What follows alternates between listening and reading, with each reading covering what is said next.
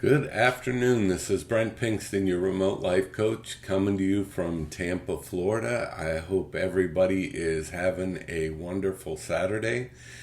And I just wanted to tune in a few minutes today and talk to you about something I'm hearing more and more from a larger and larger group of people. It seems like now that we're through the pandemic, there are so many people that are just dissatisfied with their jobs, dissatisfied with their lives in some way, and are really just kind of struggling with a little bit of existential angst, or maybe even a lot of existential angst, and worried about their prospects for the future and kind of fretting over these past couple of years. But there's a lot of dissatisfaction, and I'm hearing that more and more on a daily basis. And I just want to share something with you today that kind of turned my life completely around 180 degrees over the last few years. But it's something that has allowed me to largely have immunity to whatever is going on right now in this society. And I want to share that with you. The core of what has helped me goes a lot deeper than mindfulness meditation, but that is exactly where it started. So my best guess of what's going on with all of this dissatisfaction is we've all kind of gotten into a rut. A lot of us were working at home. I know myself, I spent 2 years working in this office that you see behind you. And just recently, in the last 6 or 7 months or so, I've started to go back to the office a few times a week. And it's been a little bit helpful, but I still feel and understand why people are feeling this angst. But I want to kind of explore, first of all, what is mindfulness meditation? How do you practice it? And then a little bit further, why is it effective for what's going on with this, dissatisfaction with work, jobs, things like that. So I want to get started with the mindfulness meditation in particular. And this is not a academic definition of mindfulness. It's no one else's definition. It's just kind of the way that I define mindfulness. And to me, mindful meditation is just practicing putting your attention where you want it. And when we're going through periods of time where worry constantly kind of coming up in our mind, I think that's very important, because mindfulness meditation is finding a quiet place, taking a few deep breaths and relaxing yourself, and just focusing on that breath in and out, and practicing putting your focus on the breath. Or maybe you put your focus on some of the background sound in the room, or maybe you put your focus on where your bottom is hitting the chair and what that feels like. But it's just giving you the opportunity to practice slow, deep breaths and putting your attention right where you want it. And when you begin to do that, you'll start to notice that it isn't so much an act of will that these thoughts are coming up, these thoughts of dissatisfaction. They're just kind of rising in response to things in your environment. So if you have a few minutes, you can do the mindfulness meditation with me now. As a matter of fact, I just think I'll put that part at the end of the video where we can actually do the practice there. But now I want to get into why mindfulness helps out a lot. And I kind of provided a little bit of a clue for that. And that is one of the things that most of us don't realize, is that when we have thoughts, they are normally biological reaction, not things that we bring up in the present moment. And one example that I like to give is when you get caught off in traffic, those thoughts just flood your mind and you're almost immediately reacting. And you notice it then, because it's something sudden that's happened, but you didn't willfully raise your heart rate and all that stuff. Your body just did that for you and things come up. Well, much in the same way, when we're going through periods of time like this, that angst will just kind of rise up, and you'll kind of have thoughts rise up about, oh man, this work, I'm really not satisfied with what's going on in life right now. And it's not you. You're not those thoughts. It's just your reaction to what's going on in your environment. And as you learn to practice mindfulness, you'll begin to be able to experience these thoughts, acknowledge them, and then put your attention back on your day or whatever it is that you're doing, and it will make you much more effective, and it will also keep your attention more peeled to the opportunities to kind of pull yourself out of that. Because a lot of people look at this angst as something that's bad, but it's not something that's bad at all, because it provides you an opportunity to change whatever circumstances you're in. And as I hear more and more people that I talk to on a daily basis kind of voicing this concern of dissatisfaction, it tells me that there are some things that need to change, and this is a great opportunity to change those things.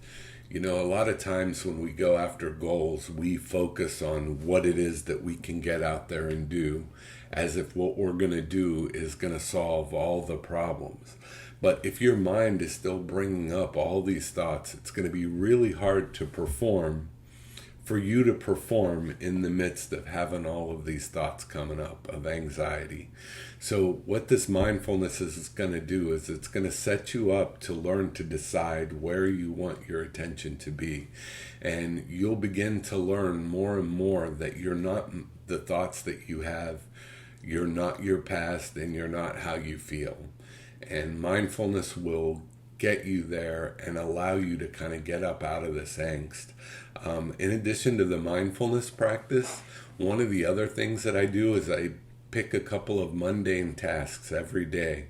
A couple of those for me are making the bed in the morning and writing an email through the course of the day.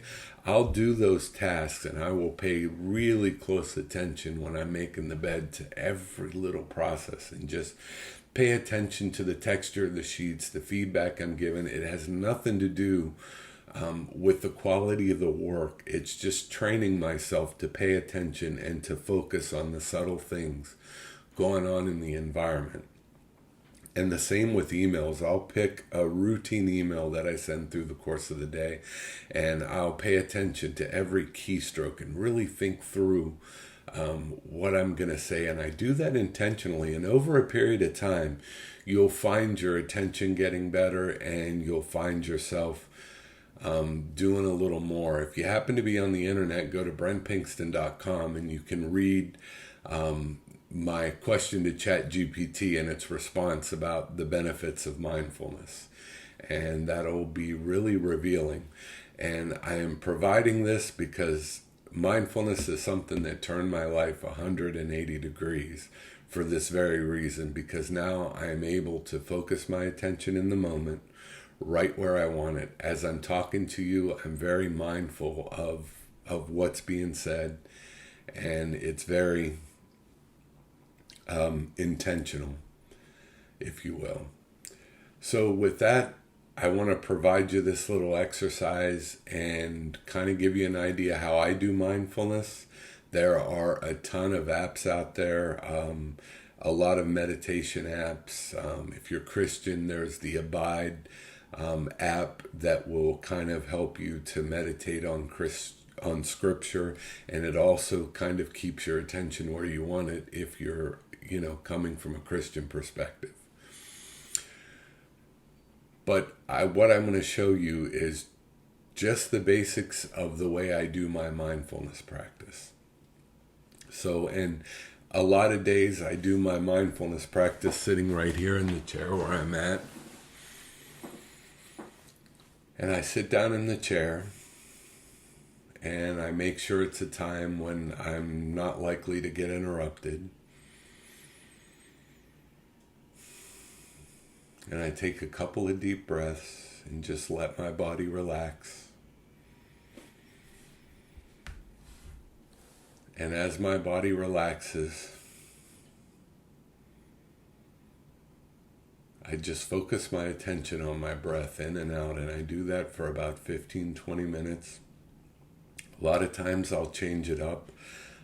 I'll focus on the noises in the background and just pay attention.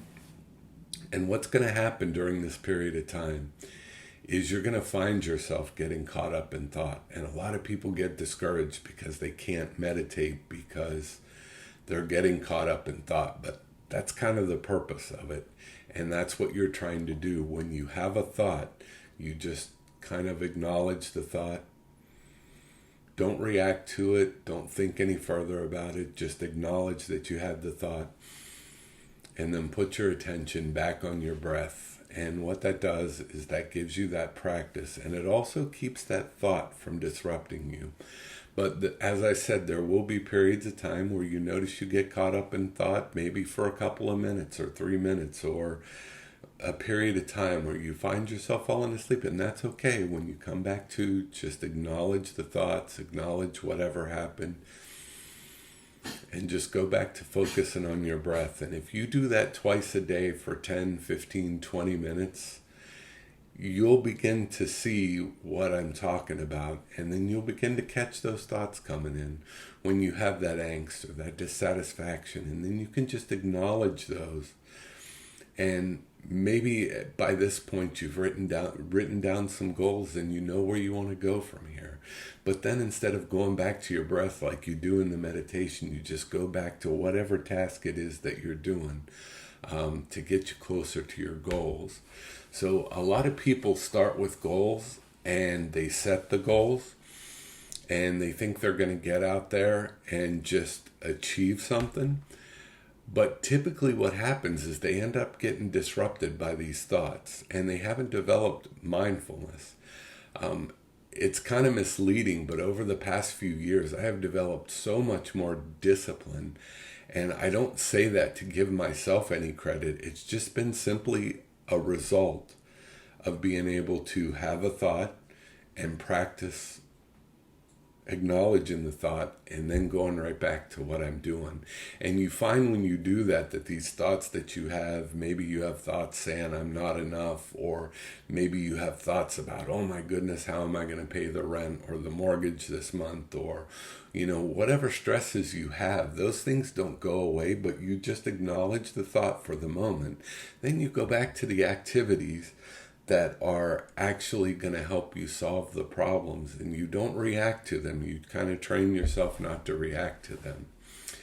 And for me, this is taking care of a lot of the feelings of discontent that I had. Just a little more than 3 years ago, I was fighting depression, and I had been for the better part of 20 years, or at least 15. And this has actually given me the discipline and given me the peace of mind to move forward in my life. And I hope that it does the same for you. One of the reasons that I became a life coach, some of you know, but many of you probably won't because you've never really heard from me before. I'm a full-time data engineer, and I'm not doing the life coaching for the money. I'm doing that because I've discovered some things in my life that were really obvious, and looking back in retrospect, they weren't huge changes, but they just made a huge impact in my life. And life coaching and just a little bit of content that I put out there, I realize it's probably not the best quality content out there, but the content is reliable, and what it says will work, and it will work for you if you apply it. So I hope this has been helpful for you, and I hope you have a great rest of your weekend, and I hope you'll visit me at brentpinkston.com. Feel free to go to brentpinkston.com/contact and leave me a note, or you can email me at bpinkston@brentpinkston.com. Thank you for giving me your time and attention today, and I wish you the best.